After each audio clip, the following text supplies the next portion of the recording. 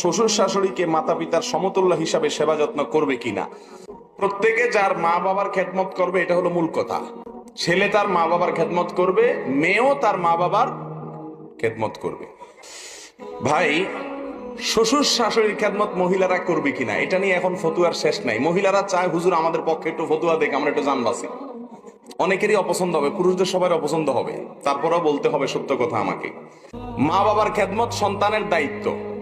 ছেলের দায়িত্ব তার মা বাবার খেদমত করা, মেয়ের দায়িত্ব তার নিজের মা বাবার খেদমত করা। তবে এটাও খেয়াল করা উচিত, অনেকে বৌমাদেরকে কাজের বুয়া হিসাবে আনে, কাজের মহিলা হিসাবে আনে। সে কাজের মহিলা না, সে আপনার পুত্রবধূ। তার প্রতি সম্মান দেখানো মুরব্বীদের কি দায়িত্ব। অনেক মুরব্বীরা আছে, তারা জুলুম করে, সকাল থেকে রাত পর্যন্ত গাধার মতো খাটনি করে, নিজের মেয়েটাকে একটা কাজের কথা বলে না, সব বৌমা করে। আছে না নাই? এই দুইটাই জুলুম। বৌমারে কাজের বুয়ার মতো ব্যবহার করে নিজের মেয়েকে রানীর মতো বসায় রাখা, সেটাও কি আল্লাহর কাছে বৌমা যেরকম দাঁড়াইতে হবে, শ্বশুর শাশুড়িকেও দাঁড়াইতে কোনো সন্দেহ আছে? প্রত্যেকে যার যার হক, যার যার করণীয় কর্তব্য সঠিকভাবে আদায় করতে হবে।